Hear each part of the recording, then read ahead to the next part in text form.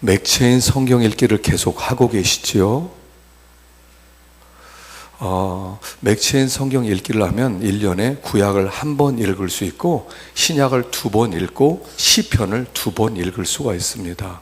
그리고 제가 주주일마다 맥체인 성경 읽기를 통해서 그 주간에 가장 은혜스러운 말씀을 뽑아서 말씀을 준비합니다. 그래서 맥체인 성경 읽기를 하고 오시면 제가 설교하는 것이 훨씬 더 잘 귀에 들어오리라고 생각을 합니다.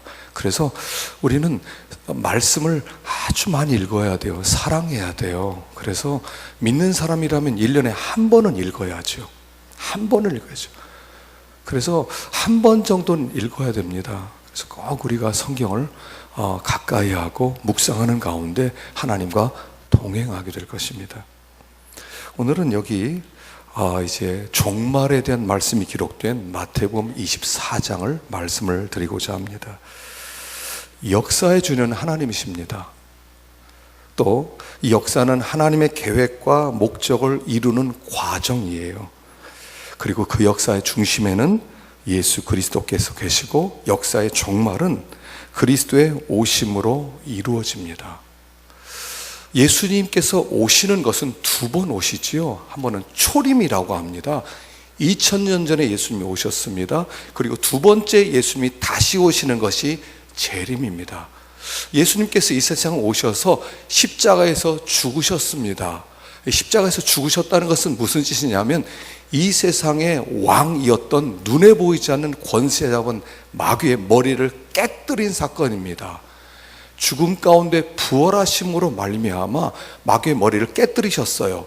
그리고 나서 예수님께서 하나님 나라를 시작하셨어요. 그래서 이 세상은 예수님의 처음 오셨을 때와 이제 다시 오실 때 그 사이에는 2 나라가 존재하는 겁니다. 그래서 세상 나라와 하나님 나라가 함께 공존해요.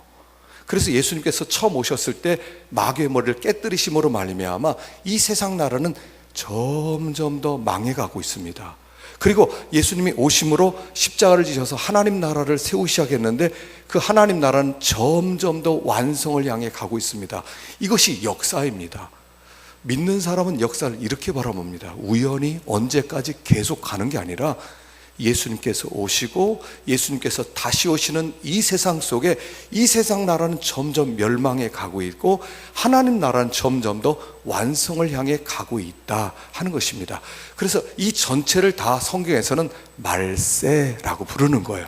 종말 이렇게 부르는 거예요. 그러니까 사람들이 때가 다 된 것 같아. 그래서 지금만 말세가 아니라 예수님의 오심 2000년 전부터 다시 오실 때까지를 말세, 종말 이렇게 부르는 겁니다. 마치 이런 것은 이런 거하고 똑같아요. 옛날에 2차 세계대전이 있었죠. 그래서 연합군과 이 독일군이 싸움을 벌였습니다. 그랬는데 1944년 6월 6일 날 D-Day가 있었어요. 이 D-Day. D-Day는 뭐냐 하면 미국과 영국과 카나다가 연합군을 만들었어요. 그래서 비행기 1만 대, 함정 약 7,200대, 그리고 수륙 양용의 각종 장갑차 수백 대를 동원해서 1944년 6월 6일 날 노르만디에 상륙하게 됩니다. 그리고 그 뒤에서부터 독일군을 공격하기 시작합니다. 그리고 독일군은 점령한 그때부터 파죽지세로 망하기 시작합니다.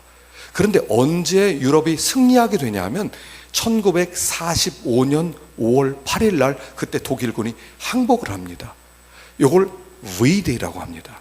그래서 D-Day가 있고요, V-Day가 있어요.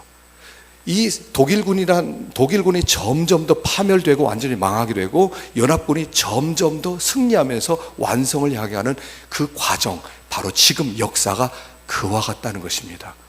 예수님께서 첫 번째 오심으로 말미암아 하나님 나라가 시작되었고, 그리고 다시 한번 예수님께서 오심으로 말미암아 역사의 종지부가 찍히면서 하나님 나라는 완성되고 있다는 것입니다. 그래서 믿는 사람은 요 한 날 V-Day를 바라보는 거예요. 이 날이 언제인가 아무도 몰라요. 그러니까 예수님이 언제 오신다를 막 점을 치기도 하고 계산을 하기도 하고 그런데 예수님이 모른다고 했어요. 왜냐하면 그 예수님이 오시는 날짜를 딱 알면 그날만 준비할 거 아닙니까? 마음대로 살다가. 그러니까 하나님이 안 알려주시는 거예요. 그런데 사람들이 자꾸 그날을 알아내려고 그래요. 알아내면서 그날 준비해서 마지막에 천국 가겠다 하는데 그날은 알 수가 없어요. 위대는 몰라요. 예수님의 재림의 날은 몰라요. 그러나 반드시 있다 하는 것입니다. 그러면 예수님께서 언제 오실지 모르면 우리 어떻게 해야 됩니까? 성경에는 그 주님의 오심에 징조가 있다고 얘기합니다.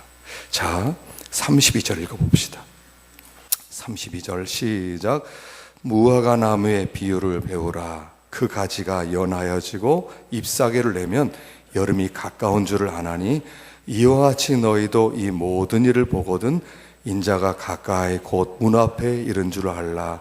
내가 진실로 너에게 말하노니 이 세대가 지나가기 전에 이 일이 다 일어나리라. 천지는 없어질지언정 내 말은 없어지지 아니하리라. 그러나 그날과 그때는 아무도 모르나니 하늘의 천사들도 아들도 모르고 오직 아버지만 아시느니라. 여기 뭐라고 했냐면 이와 같이 너희도 이 모든 일을 보거든. 예수님이 오시기 전에 아주 긴박한 어떤 징조들이 있다는 것입니다. 그걸 보거든 주님이 문 밖에 서 있는 줄 알아라. 그리고 나서 여기 앞부분을 쭉 설명했는데 5가지 징조가 있어요. 첫째, 거짓 그리스도와 거짓 선지자들의 출현으로 교회가 미혹되고 배교할 것이다 합니다. 자, 마태복음 24장 4절과 5절 읽겠습니다. 시작. 예수께서 대답하여 이르시되 너희가 사람의 미혹을 받지 않도록 주의하라. 많은 사람이 내 이름으로 와서 이르되 나는 그리스도라 하여 많은 사람을 미혹하리라. 마지막 때가 되면요, 서로 자기가 그리스도래요. 자기가 하나님이래요. 자기가 구세주래요. 자기를 믿어야 구원을 받는데요. 그러면서 자기 이름의 교회를 세워요.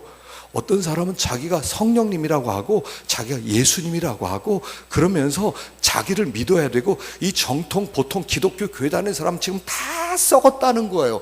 완전히 썩어 문드렀기 때문에 거기 가면 구원이 없다라고 자꾸 가르치고 있는 거예요. 그런 사람들이 점점 더 많아지기 시작했어요. 대전에도요 굉장히 많습니다. 곳곳에 자기가 예수라고 하고요 메시아라고 하는 사람들이 많이 있어요. 그런 사람들이 또 교회에 살짝 들어와서 사람들 미혹을 시켜요. 야, 이지 저기 좋은 데 있어, 가보자. 여러분, 우리 새벽교회 성도들은 다른 데 가서 은혜 받으려고 하지 마세요. 교회 가서 은혜 받으세요. 교회에서 은혜 받고, 예배 시간에 은혜 받고, 새벽에 은혜 받고, 성서대학을 통해서 은혜를 받고, 다른 데 가지 마세요. 꼭 이상한 거 배운 사람들이 꼭 문제를 일으켜요. 꼭 교회를 비교를 해요. 저긴 저런데 여긴 이런 게 없다다, 이상하다 이러면서 은근히 교회를 허물어요. 그러니까 자꾸 다른 데 쫓아다니지 마세요. 난 저한테 와서 절대로 추천서 받으러 올 생각도 하지 마세요. 추천서 안 써줄 테니까 정말 하나님 말씀을 듣고 정말 은혜 받는 데 초점을 맞춰야지 지식을 많이 얻었다고 해서 유익한 것은 아니라는 거예요. 두 번째는 전쟁과 기근과 지진 같은 재난이 있습니다. 마태복음 24장 6절 시작. 난리와 난리의 소문을 듣겠으나 너희는 삼가 두려워하지 말라. 이런 일이 있어야 돼 아직 끝은 아니니라. 민족이 민족을, 나라가 나라를 대적하여 일어나겠고 곳곳에 기근과 지진이 있으리니 이 모든 것이 재난의 시작이니라. 난리와 난리의 소문. 지난주에 니스 해변가에서 프랑스 대혁명 기념일에 니스 해변가에 많은 사람들이 쉬러 왔는데 한 사람이 25톤 트럭을 몰고 그냥 앉아있는 사람을 그냥 짓밟고 다니는 거예요. 84명이 죽었어요. 그러면 이런 소문들이 점점 더 자주자주 들리지 않습니까? 전쟁과 전쟁의 소문이 있어요. 일본이 이제 헌법을 바꾸겠답니다. 일본 헌법은 평화헌법입니다. 전쟁이 헌법에서 반대를 합니다. 바꿔서 전쟁하는 나라로 만들겠다는 거예요. 사드를 한국에 배치하겠다는 것입니다. 중국이 가만히 있질 않아요. 여러분, 전운이 감돌지 않습니까? 자꾸 사람들이 이렇게 생각해요. 평화는 그냥 우연히 온 것이다. 평화는 우리가 정치를 잘해서 그렇다. 평화는 우리가 무기를 많이 사서 그렇다. 그렇지 않아요. 어떻게 평화가 옵니까? 평화가 오는 것은 하나님께서 죄를 억제케 하시는 능력을 보여주셔서 죄를 억제시킴으로 평화가 오는 거예요. 그런데 하나님이 그 평화를 죄를 억제케 하는 능력을 제거하시면 그때부터 죄가 싹트고 일어나면서 전쟁이 벌어지는 거예요. 마지막 때는 안전한 곳이 없다는 겁니다. 기근과 지진이 있지 않아요. 기근 많고요. 우리나라 부산, 울산에 지진이 있습니다. 이제 지진을 대비하라는 거예요. 점점 더 자주 일어난다는 거예요. 이런 일들이 다 뭐다? 재난의 시작이다. 두려워하지 마라. 우리나라도 테러 대상국에서 제외가 아니에요. 분명히 어디에서 어느 운동장에서 폭탄 터졌다 이런 이야기가 들리게 될 날이 머지 않았어요. 세 번째, 교회가 환난과 핍박을 받습니다. 마태복음 24장 9절 시작. 그때 사람들이 너희를 환난에 넘겨주겠으며 너희를 죽이리니 너희가 내 이름 때문에 모든 민족에게 미움을 받으리라. 그때 많은 사람이 실족하게 되어 서로 잡아주고 서로 미워하겠으며. 환난에 넘겨주고 죽인다. 여러분, 우리 시대는 순교의 시대입니다. 우리나라는 그나마 지금 믿는 사람들 안전하게 보호합니다만 이게 어떻게 될지 모릅니다. 이제 남녀 차별법이 이게 통과되어서 동성애가 합법화되기 시작하면 그때부터는 교회에서 말 한마디를 못하고요, 말 한마디 하면 그냥 잡아가는 거예요. 이게 합법적으로 기독교가 핍박을 받는 시대가 눈앞에 닥쳤고요. 우리나라뿐이겠습니다. 그러니까 전 세계적으로는 지금 많은 사람들이 순교자가 나오고 있어요. 특별히 이제 무슬림들이 지금 세력을 확대시켜 나가면서 칼을 받지 않은, 코란이냐 칼이냐예요. 여러분, 무슬림은 속으면 안 됩니다. 칼이냐 코란이라요. 코란 받아들이면 살고 너 코란 안 받아들이면 칼이다 죽어라예요. 이게 근본이에요. 아무것도 몰라요 사람들이요. 돈만 벌면 되는 줄 알아. 그 사람들이 돈 갖고 오니까 이제 오일머니도 싸져가지고 기름값 떨어져서 돈 없어요 저 사람들. 알아야 돼요. 교회는 지금 핍박을 당하고 있고요. 이 시대 20세기는 최고의 순교의 시대를 맞이했어요. 네 번째, 자연계의 이변이 일어날 것입니다. 24장 29절 시작. 그날 환난 후에 즉시 해가 어두워지며 달이 빛을 내지 아니하며 별들이 하늘에서 떨어지며 하늘의 권능들이 흔들리리라. 그때 인자의 징조가 하늘에서 보이겠고 그때 땅의 모든 족속들이 통곡하며 그들이 인자가 구름을 타고 능력과 큰 영광으로 오는 것을 보리라. 자연계가 이변이 일어나요. 이 자연계에 어떤 일들이 벌어질지 몰라요. 천문학자들이 연구하는 것 중에 하나가 뭐냐면 소행성이 언제 이 지구를 향해서 올 것이냐. 뭐 옛날에 소행성 때문에 공룡들이 다 죽었대요. 그래서 그런 소행성이 오면 지구는 거의 파멸이라는 거예요. 그거 언제 오느냐, 그거 연구하고 있어요. 얼마 전에 딥 임팩트라든가 뭐 아마겟돈이라고 하는 그런 영화들도 나왔지만 그게 결코 먼 나중의 이야기가 아니라 또 옛날 이야기가 아니라 우리에게 올 수 있는 일들이다 하는 거예요. 반면에 다섯 번째는 이런 일이 벌어집니다. 세계 복음합니다. 마태복음 24장 14절 시작. 이 천국 복음이 모든 민족에게 증언되기 위하여 온 세상에 전파되리니 그제야 끝이 오리라. 그런데 이런 세상의 반역과 기독교의 배교 현상이 일어나면서 동시에 복음은 땅끝을 향해 자꾸 가고 있어요. 우리나라 선교사만 27,750명이 넘는데요. 우리나라가 세계 제2위의 선교국인 줄 알았더니 김천식 선교사는 아니래, 브라질이래요. 더 많은 사람을 파송했대요. 이제 중국이 일어나서 10만의 선교사가 일어날 것입니다. 그래서 그들이 전 세계로 가면 온 땅 가운데 복음이 전파되는 거예요. 지금 그 GBT에서는 2025를 어떤 2025의 비전을 가지고 있고요. 또 2020년 비전을 가진 분들도 있어요. 어떤 분은 2020년이면 모든 성경이 다 번역될 것이다. GBT에서는 목적을 2025년으로 잡아요. 멀지 않았다는 얘기예요. 땅끝까지 복음이 우리도 모르는 사이에 이 밤에도 이 낮에도 계속해서 선포되고 있는 거예요. 한국 선교사가 170개 개국에 들어갔습니다. 여러분, 나라 10나라로 제대로 이름 될 수 있습니까? 한 20개 나라 이름 될 수 있습니까? 그런데 170개국의 선교사들이 파송되어 있어요. 세계적으로 복음이 거의 선포되는 지경에 있다는 것입니다. 위전도 종족에 있는 그곳까지 성경이 번역되고 있는 실정이에요. 머지않았다는 거예요. 이런 징조들이 주님이 오시는, 그럼 차도요 점점 더 빨라지지 않습니까? 이 시대가 점점 더 빨라지면서 주님의 재림이 우리에게 다가오고 있다는 것을 가르쳐주고 있다는 것입니다. 그렇다면 어떻게 우리는 그날을 준비해야 하느냐 하는 것입니다. 자, 이 37절부터 39절까지를 읽어보십시다. 시작. 노아의 때와 같이 인자의 임함도 그러하리라. 홍수 전에 노아가 방주에 들어가던 날까지 사람들이 먹고 마시고 장가들고 시집가고 있으면서 홍수가 나서 그들을 다 멸하기까지 깨닫지 못하였으니 인자의 임함도 이와 같으리라. 노아의 때와 같은 그런 동일한 시대가 된다는 거예요.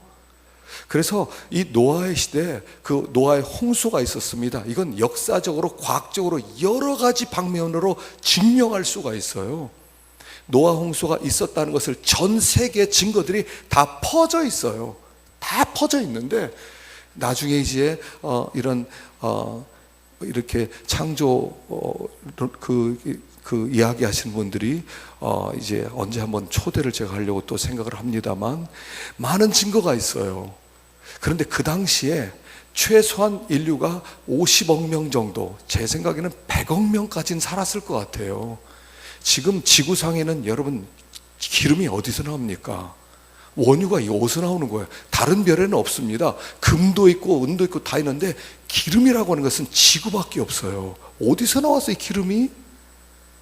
기름은 유기체가 썩은 거예요. 동식물의 시체가 썩은 건데 어마어마한 그 기름이 묻혀 있다는 것은 뭐냐면 그 시대 사람들이나 동물들, 공룡들이 엄청나게 많이 있었다는 얘기예요. 그때 싹 죽었고 8명만 살았다는 것입니다. 그래서 우리가 이 본문은 이런 뜻입니다. 말세 노아처럼 살아야 된다는 거예요. 노아처럼 살아야 구원을 받는다는 얘기예요. 그 시대 사람들이 먹고 마시고 시집가고 장가가면서 삶의 목적을 그냥 먹고 사는데 초점을, 생존에 초점을 맞췄는데 노아는 생존에 초점을 맞추지 않았다는 거예요. 어떤 분이 이렇게 얘기하더라고요. 오래 살면 뭐하냐? 김치찌개 한 번 더 먹는 거 아니냐? 여러분, 김치찌개 한 번 더 먹는 것과 한 번 덜 먹는 것과 엄청 차이가 있습니까? 콩나물국 한 번 더 먹는 것과 한 번 덜 먹는 것이 엄청난 차이가 있습니까? 그게 오래 사느냐 오래 살지 못하느냐의 차이라는 거예요. 생존을 위해서 한다면 김치찌개 한 번 더 나 먹었다, 너 못 먹고 죽었지, 난 먹고 죽었어, 이걸 자랑할 것입니까? 노아는 그렇게 살지 않았다는 거예요. 그 시대 사람들이 먹고 마시고 시집가고 장가가고 집 짓고 사고 팔고 이것을 목적으로 했을 때 노아는 그것을 목적으로 하지 않았다는 거예요. 말세를 준비할 때 먹고 마시는 것이 초점이 아니라는 거예요. 우리는 짐승처럼 살라고 부름받은 사람들이 아니라는 거예요. 생존을 위해서 부름받은 사람들이 아니라는 거예요. 나 살았어, 나 이렇게 몇 해까지 살았어, 나 몇 년까지 난 살 거야, 그게 무슨 큰 의미가 있겠냐는 거예요. 노아는 어떻게 살았나 한번 봅시다. 첫째는요, 말씀을 받았어요. 창세기 6장 13절 읽어보겠습니다. 시작. 하나님이 노아에게 이르시되 모든 혈육 있는 자의 포악함이 땅에 가득하므로 그 끝날이 내 앞에 이르렀으니 내가 그들 땅과 함께 멸하리라. 너는 고페르나무로 너를 위하여 방주를 만들되 그 안에 칸들을 막고 역청을 그 안팎에 칠하라. 하나님께서 이 세상을 멸망시켜야지라고 계획을 세우고, 그러나 인류를 보존하기 위해서 노아에게 찾아오셔서 말씀하는 거예요. 노아야, 이 세상에 포악함이 땅에 가득했구나. 내가 멸망시켜야 되겠다. 그 끝날이 이르렀으니 내가 그들 땅과 함께 멸망시킬 거야. 그런데 너는 너는 고페르나무로 너를 위하여 방주를 만들어라 하는 말씀을 주셨다는 거예요. 신앙이란 어떻게 시작되냐면 말씀을 받으면서 시작되는 거예요. 하나님이 나에게 말씀을 주시는 거예요. 희한하게 내가 그 말씀을 받고 나서 그게 믿어지는 거예요. 이 세상이 멸망할 것이 믿어지는 거예요. 하나님께서 이 세상을 120년에 쓸어버린다는 것이 그냥 믿어지는 거예요. 이게 말씀을 받았다는 거예요. 여러분, 우리가 다 들었다고 해서 말씀을 다 받는 것은 아니란 말입니다. 사도행전을 보면 이 바울이요, 다메섹 도상으로 사람들과 함께 거기에 있는 사람들, 크리스찬들 다 잡아서 죽이고 또는 감옥에 가두기 위해서 말을 타고 몇 사람과 함께 가고 있었어요. 근데 갑자기 하늘에서 빛이 비춰지는 거예요. 그러니까 이 바울이 꼬꾸라졌어요. 그래서 물어봅니다. 주님 누구십니까? 나는 네가 핍박하는 예수야. 내가 뭘 할까요? 너 성에 들어가서 이제부터 내가 시키는 일만 해. 정신 차리고 옆 사람들에게, 야 너네 들었어? 하나님이 예수님이 나타난 거 너네 그 음성 들었어? 아니, 우레가 울린 거 아니야? 바울은 분명히 하나님의 음성을 들었어요. 나는 네가 핍박하는 예수다. 내가 너에게 이를 말이 있다. 넌 나의 종이 되라 말씀을 들었어요. 근데 다른 사람들은 그냥 천둥빠멍 친 거 아니야? 그러더라는 거예요. 어떤 사람은 음성이 들리는데 어떤 사람은 안 들리더라는 거예요. 살 사람은 말씀이 들리는데 죽을 사람은 안 들리더라는 거예요. 하나님의 복음이 선포되는데 어떤 사람은 들리는데 어떤 사람은 안 들리더라는 거예요. 노아는 그 말씀이 들렸다는 겁니다. 방주 만들어라. 그래서 신앙은 이렇게 시작되는 겁니다. 말씀을 받으면서 시작하는 거예요. 멸망이 있구나. 방주 만들어야 되겠다. 이게 시작이에요. 이걸 받은 사람들을 그리스도인이라고 부르는 거예요. 그리스도인은 말씀을 받아 먹은 사람이에요. 그래서 그 말씀이 마음 가운데 있어요. 방주 만들라고 하셨지, 세상 멸망 온다고 하였지, 야 그럼 내가 어떻게 해야 되지? 그때부터는 그 말씀이 그 속에서 이 사람을 붙잡기 시작하는 거예요. 그 말씀이 이 사람을 이끌어 가기 시작하는 거예요. 그런 사람을 그리스도인이라고 부르는 거예요. 교회 다니는 사람이 그리스도인이 아니라, 봉사 많이 했다고 그리스도인이 아니라, 물론 그것도 다 증거일 수 있지만 제일 중요한 것은 내 안에 말씀이 들어오는 거예요. 내가 그 말씀에 사로잡히는 거예요. 그 말씀이 왕이 되는 거예요. 그게 말씀을 받았다는 뜻이에요. 말씀을 받으셨습니까? 주님의 음성을 들으셨습니까? 이 세상 멸망하는구나. 내가 빨리 준비해야 되겠구나. 이거 음성 들으셨습니까? 노아는 말씀을 받았어요. 두 번째는 말씀을 받은 다음엔 순종하는 거예요. 120년 후에 세상은 물로 멸망한다. 그러니까 적어도 이 사람이 만들 방주가요, 작은 방주가 아니죠. 길이가 150m예요. 여러분 150m예요. 이 폭은 30m예요. 높이는 25m예요. 이건 어마어마한 배를 만들려는 거예요. 100년 이상 걸리는 거예요. 그러니까 산에다가 배를 만들 때 사람들이 뭐라고 했겠습니까? 미쳤냐, 저 사람 산에다가 배를 만드는데, 엄청난 배를 만드는데, 길이가 막 150m 되는 그런 배를 만드는데, 높이는 25m, 폭이 30m, 엄청난 배를 만드는데, 그 미친 거 아니야? 그 모든 사람들의 비난과 모든 욕을 다 감당하면서 그 길을 걸어가는 거예요. 그 길을 걸어가는 거예요. 반드시 세상은 멸망한다. 방주 만들어야 산다. 그래서 그 길을 걸어가는 거예요. 사람들이 무슨 욕을 하더라도, 사람들이 어떻게 나를 생각한다 하더라도 관계없이 나는 내 길을 가는 거예요. 이게 신앙이에요. 이게 구원의 길이에요. 이게 좁은 문이에요. 이게 생명의 문이에요. 근데 사람들이 그 길 안 가거든요. 배 만든 사람이 어디 있습니까? 그 당시에. 그러니까 왜 너만 그러냐? 사람들이 다 믿는 사람은 이런 말을 다 듣습니다. 왜 너만 그렇게 사냐? 너 예수를 왜 너만 그렇게 예수를 믿냐? 너만 예수를 잘 믿냐? 그렇게 사람들이 욕을 하는 거예요. 너만 그러냐? 그러나 이게 노아가 갔던 길이라는 것입니다. 그래서 참고 그 길을 가는 거예요. 참 120년 동안 참고 가는 거예요. 순종에는 인내가 필요해요. 참고 그 길을 걸어가는 거예요. 그러면 여기 노아가 자기의 전 생애를 거쳐서 방주를 만들었습니다. 그렇다면 우리도 방주를 만들어야 돼요. 우리도 이 노아 때와 같이 이 마지막에 하늘에서 불로 심판하는 이날 대비하기 위해서 우리도 방주를 만들어야 돼요. 방주가 뭐예요? 우리도 산에 가서 배 만들기 시작할까요? 아니 우리가 어떤 땅 속에 땅을 파고 어떻게 그 속에다 피난처를 만들까요? 뭐를 만들어야 돼요? 방주가 뭐냐 하는 것입니다. 자, 유다서 1장 20절 읽어봅시다.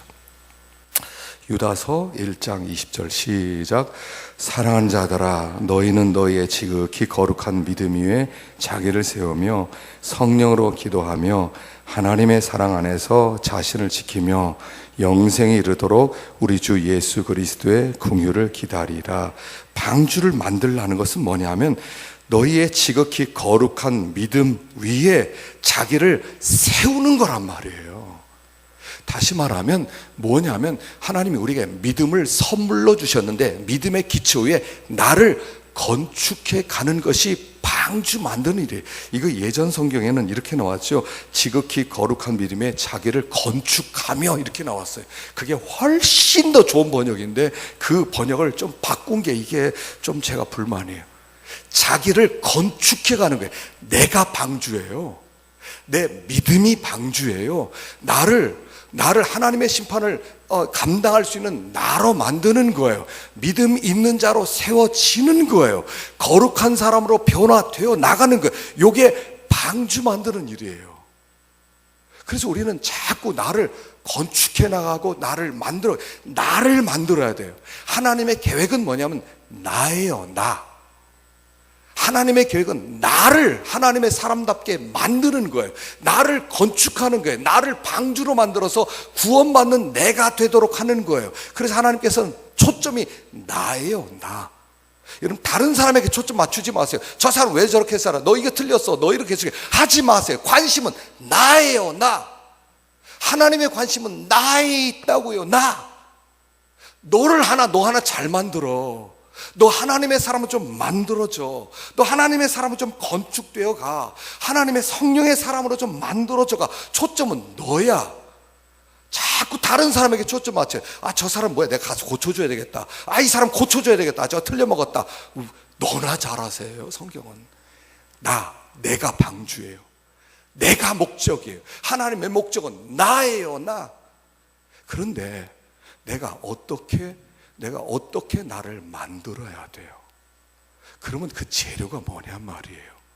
재료라고 하는 것은 뭐냐면 하나님이 우리에게 허락하시는 모든 환경이 재료예요. 하나님이 방주 만들라고 하나님께서 이제부터는요 모든 환경을 우리에게 허락하십니다. 어떤 환경이든 나에게 필요 없는 환경 없어요. 살다 보면 별별 일을 다 만나지 않습니까? 근데 그 별별 일들이 하나님의 눈에서는 골라서 야, 아무에게 이런 환경 주어라. 아무에게 이런 환경 주어라. 그래서 그 환경을 통해서 방주를 만드는 재료를 만들어서 너를 만들어 가라. 그래서 방주를 위한 어떤 나무로 주시는 거예요. 그게 환경과 사람이에요. 어떤 사람을 만납니다. 말도 안 되는 사람을 만납니다. 나를 너무너무 괴롭힙니다. 근데 그게 하나님이 나에게서 방주 만들기 위해서 골라준 하나님의 재료라는 거예요. 그걸 잘 이용해서 나를 하나님의 사람으로 만들어 가라는 거예요. 믿음 있는 사람으로 만들어 가는 거예요. 흔들리지 않는 사람으로 만들어 가는 거예요. 하나님 앞에 섰을 때 점도 없고 흠도 없고 주름 잡힌 것이 없이 자기를 그렇게 온전하게 만들라고 허락하신 바로 그 사람이었고 바로 그 환경이었단 말이에요. 하나님 이 환경 좀 없애주세요. 저 사람 좀 없애주세요. 이게 아니라 하나님 이렇게 얘기하세요. 하나님 이 환경 괴로워 죽겠어요. 그러면 얘야 지금 그 환경이 있어야 네가 좀 만들어져. 하나님이 허락하는 거예요. 우연히 일어난 일은 아무것도 없어요. 우리 이걸 믿어야 돼요. 우연한 것은 없어요. 한번 따라해 봅시다. 우연한 일은 없다. 우연한 거 없어요. 룻이 모압에서 돌아왔습니다. 그날 집에 먹을 게 없어서 이삭을 주러 갔습니다. 이삭을 줍는데 이삭 많은 대로 이렇게 따라가 보니까 자기도 모르게 우연히 보아스의 밭으로 갔어요. 그게 우연이에요. 우연히 보아스가 그 룻이 이삭을 줍는데 우연히 나와서 룻을 보았어요. 이게 우연이에요? 아니요. 철저한 하나님의 계획이에요. 나에게는 우연히, 하나님께는 철저한 계획이었다는 거예요.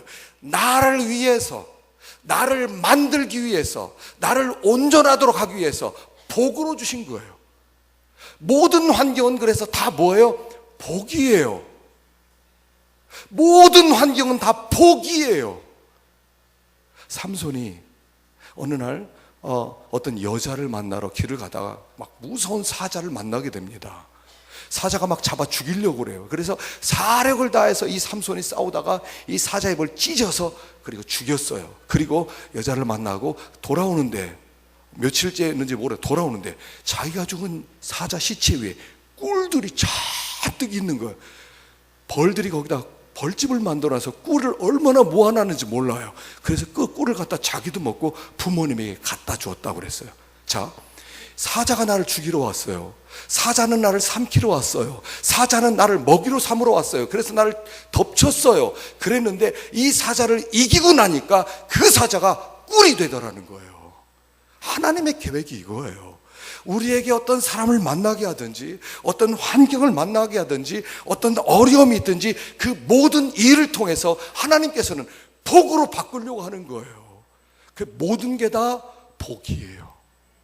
또 한번 해보십시다. 모든 환경이 복이다. 시작. 믿습니까? 안 믿어지죠. 그런 복이에요. 그러니까 항상 기뻐해라. 쉬지 말고 기도해라. 범사가 감사하라. 어떻게 항상 기뻐하고 어떻게 그래? 항상 24시간 기뻐하고 24시간 기도하고 24시간 감사하라. 모든 일 자체 속에서 기뻐하라. 어떻게 그럴 수 있어요? 하나님을 믿으면 그래요. 하나님을 믿는 자에게는 모든 사건이 복이에요. 기쁨의 대상이 되는 거예요. 그게 믿음이에요. 그게 나를 만들어가는 방주예요. 그 방주를 가진 사람을 누가 감당합니까? 그냥 욕을 했더니 할렐루야 감사합니다. 이걸 뭐로 이깁니까? 막 발로 치고 감옥에 가뒀더니 거기서 주여 하는데 뭘로 감당하니까 이 사람을. 원망을 하고 심하게 들고 불만을 토하고 막 보복한다고 그래야 그게 시원한 거 아니에요? 그런데 거기서 감사합니다. 어떤 사람을 억지로 해서 감옥에 가두었습니다. 그리고 나서 억울하게 해서 이놈의 자식 내가 한번 혼내줘야겠다. 감옥에 가서 있어서 어떻게 하나 보자 하고 갔더니 당신이 나를 감옥에 넣습니까? 할렐루야 감사합니다. 이 사람 뭘로 감당해요? 도리어 자기가 속이 상하죠. 이게 방주 만든 사람이에요.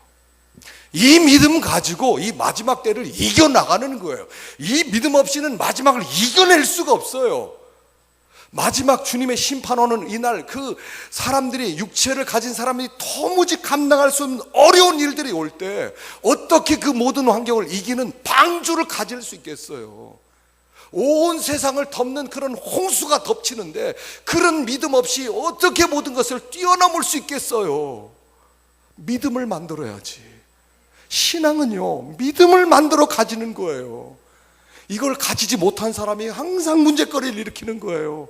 항상 넘어지는 거예요. 항상 불평하는 거예요. 항상 원망하는 거예요. 하나님은 다 복으로 주셨어요. 복이다. 여러분 어떤 환경이든 복이다. 복이다 생각하면 복이 될 줄로 믿습니다. 복이에요 복.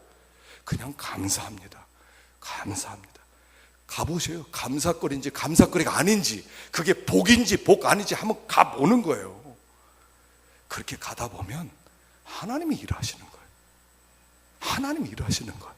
하나님이 역사하는 거예요. 그런 사람을 우리는 그리스도인이라고 부르는 거예요. 그리스도. 여러분 그리스도인은요 위대한 사람입니다. 지금 이 길을 사람들이 이 길 안 가서 그렇게 교회 와서 막 맨날 복만 받으려고 그래. 교회 와서 맨날 잘 되려고 그래. 교회 와서 실패하지 않으려고 그래. 교회 와서 건강만 하려고 그래. 언제 믿음 만들려고 그래요? 하나님 저를 온실 속에 넣어주세요. 온실 속에 넣어주세요. 언제 믿음을 만들어요? 지금 어마어마한 시험이 밀어 닥치고 있는데 언제 믿음만 만들어서 어떻게 하나님 앞에 서려고 그래요? 하나님 앞에 서는 거예요. 하나님 앞에 우리는. 하나님 앞에 서는 거예요. 우리는. 아셔요? 하나님 앞에 서는 거예요. 하나님의 평가를 받고 하나님의 결산을 받는 거예요. 우리가. 심각한 거예요. 영원한 운명이 갈라지는 거예요. 여러분, 구원이 얼마나 위대한 것인가를 제가 지난 시간에 설명하지 않았습니까? 기본 사람들이 그냥 구원만 해주면 우리 자손 대대로 종돼도 좋다는 거예요. 우리 자손 대대로 나무 패며 물 깃는 자 되더라도 괜찮다는 거예요. 구원만 받을 수 있다면 내 자손 1000년, 내 아들들이 1000년 동안 종으로 살더라도 우리 자손들이 구원만 받을 수 있다면 좋다는 거예요. 이게 그게 기본 10장이 얘기해요. 여호수아, 구원의 위대함을 알아야지요. 하나님의 계획은 우리를 구원시켜서 하나님의 영광 가운데 두는 게 최종적 목적이에요. 우리는 지금 여기서 목적이 아니에요. 과정을 가는 과정에 거기에 이르는 길을 가는 중이에요. 그 믿음을 만들어 가는 거예요. 이게 방주 만드는 일이에요. 방주를 만들어야 돼요. 방주를 잘 만들어 가고 있습니까? 생존이 목적이 아니에요. 얼마나 많은 속는 줄 알아. 예수만 믿으면 구원받는다고 그랬어. 나 구원받았어. 이제 마음대로 살아도 돼요. 이런 정신없는 사람들이 얼마나 질비하게 많은지 몰라요. 방주 만드는 일 하나도 안 하고 저절로 그냥 어떻게 되는 줄 알아요. 속는 거예요. 예수를 믿으면 구원받는다. 여러분, 오늘 성경을 맥책 읽는데 이런 말씀이 있어요. 여호수아가 마지막으로 유언을 남기는 부분에서 이렇게 얘기해요. 이스라엘 백성들이 하나님이 인도하셔서 광야로 나왔어요. 뒤에서 애굽의 군대가 쳐들어와요. 앞에는 홍해가 가로막혀 있어요. 그러니까 어떻게 합니까? 백성들이 부르짖기 시작하는 거예요. 백성들의 부르짖음을 듣고 하나님이 홍해를 갈라주시는 거예요. 이게 부르짖음이, 누구든지 주의 이름을 부르는 자는 구원을 얻을 때, 주의 이름을 부른다고 할 때 부르짖는 거예요. 하나님, 우리 죽어갑니다. 못 살겠습니다. 하나님 좀 은혜를 베풀어 주십시오. 뒤에서 애굽 군대가 쳐들어오고 앞에는 시퍼런 홍해입니다. 아버지, 어떻게 하면 좋습니까? 할 때 오케이, 구원해 줄게. 이게 구원이란 말이에요. 이게 속지 말란 말이에요. 속지 말라. 나 예수 믿었어요. 10년 전에 예수 믿었어요. 그런 소리 하지 마세요. 부르짖음이 항상 있어야 돼. 하나님이 그래 부르짖게 만들도록 하기 위해서 이런 환경도 주시고 저런 환경도 주시고 부르짖게 만드는 거예요. 우리는요, 편안하면 안 부르짖어요. 편안하면 주님 부르짖습니까? 환경이 모든 게 있는데 언제 부르짖어요? 안 부르짖어요. 그래서 하나님은 부르짖도록 하기 위해서 때때로 어떤 고난도 주시고 어려움도 주시고 억울함도 주시고, 그래서 하나님께 부르짖게 만든 거예요. 아버지 좀 살려주세요. 하나님의 구원이 정말 정말 필요합니다라고 부르짖게 하는 거예요. 부르짖게. 그때 구원이 오는 거예요. 행위로 구원은, 이게 행위 구원이 아니잖아요. 그냥 정말 주님의 은혜 당신밖에 없어요. 하나님 저 좀 살려주셔야 됩니다. 하나님 뒤에서 애국 군대가 저를 죽이려고 칼을 쳐들고 옵니다. 나 어떻게 하면 좋습니까? 부르짖음을 들으시고 하나님이 홍해를 갈라주셨더라. 이게 구원이에요. 기독교는 구원이 있어요. 위대한 구원입니다. 하나님이 우리를 붙들고 계시겠어요. 우리를 붙들고 계시기 때문에 우리 망하지 않아요. 그러나 우리를 만들어 가고 있는 중이시다, 이걸 믿으시고요. 어떤 환경이셔요? 어려운 환경이에요. 어려운 환경이 많고요, 힘든 환경이 많아요. 근데 다 복으로 주셨어요. 그 복을 복으로 받아들일 수 있는 우리가 되기를 축원합니다. 기도하십시다.